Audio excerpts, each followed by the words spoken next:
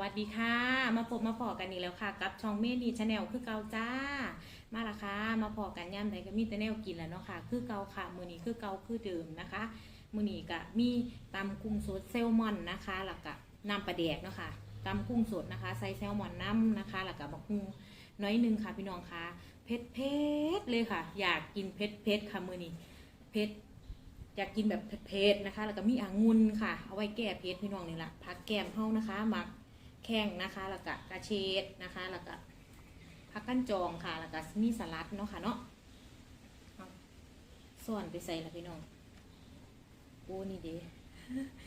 ค่ะฝากเขามาแล้วก็ฝากกดไลค์กดแชร์กดกระดิ่งให้เมนี่เนี่ยเด้อค่ะเพื่อเป็นกำลังแรงใจนะคะแล้วก็อย่าลืมเด้อค่ะด้วยอันขอความกรุณานะคะเนาะ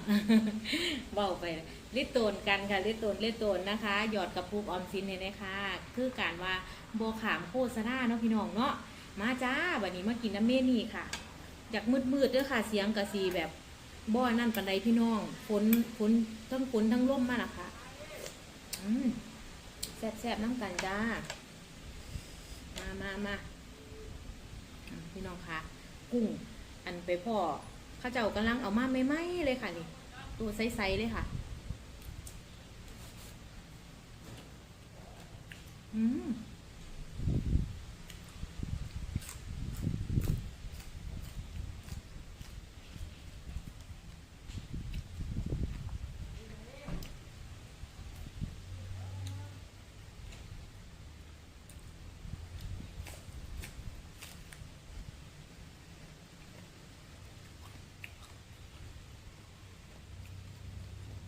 เผ็ดพี่น้องแซ่บมาเด้อค่ะสุขุสุกคน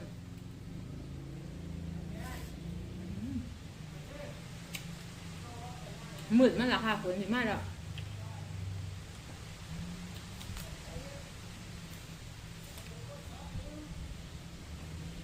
พักขั้นจองพี่น้องค่ะ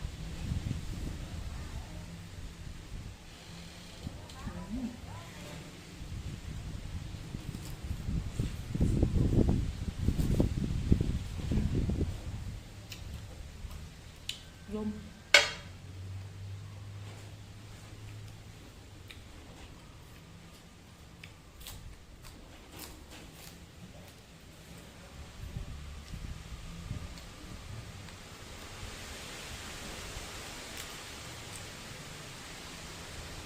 ตัวฝากตัวเด้อเลย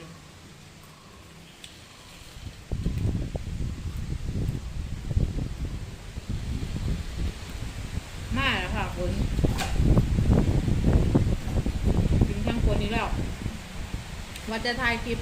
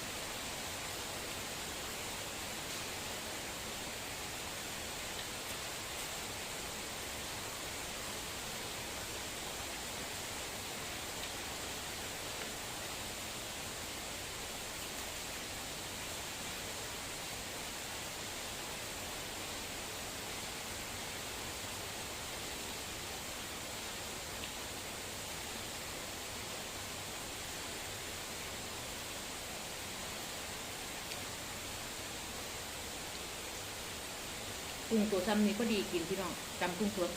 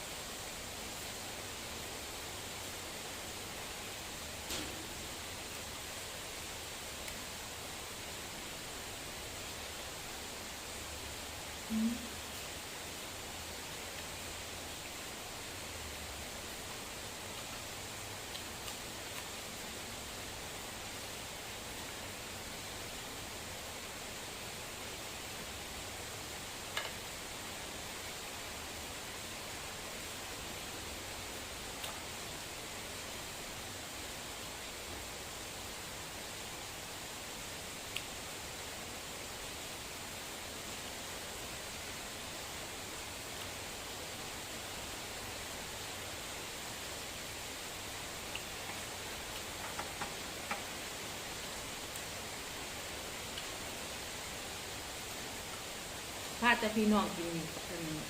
เขาแกงฝนกินตำมะฮุ่งแกงฝน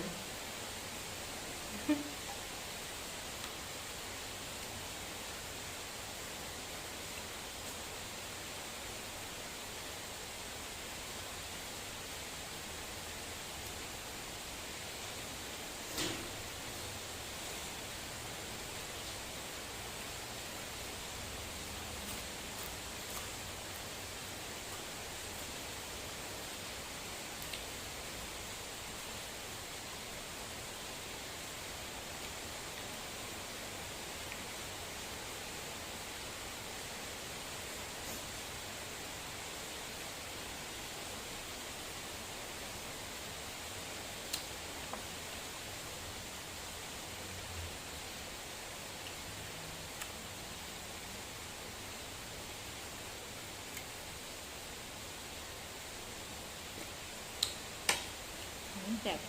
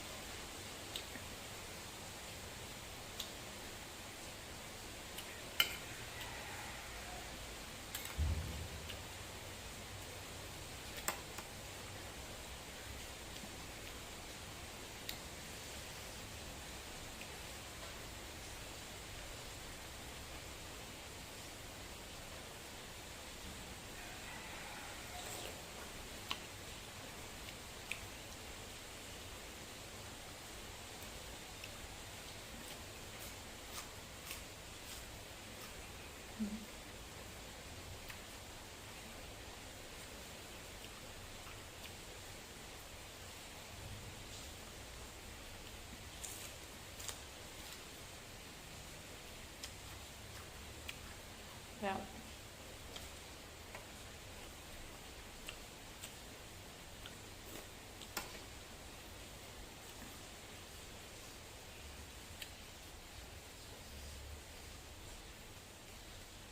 คุยก่อนบอกพี่มันก็นั่ง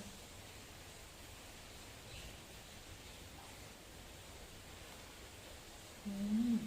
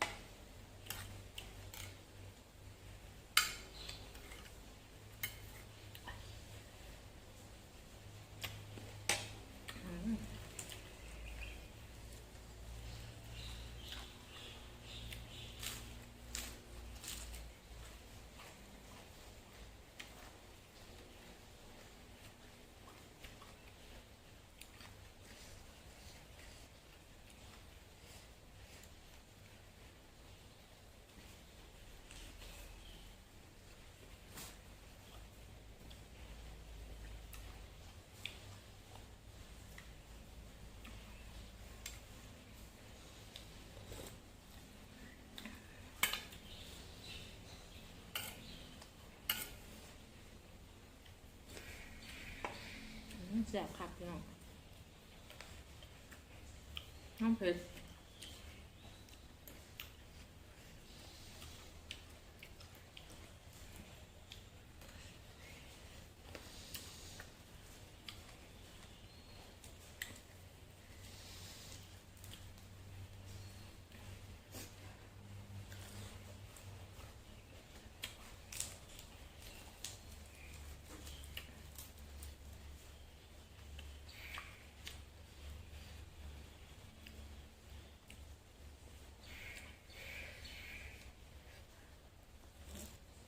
อืม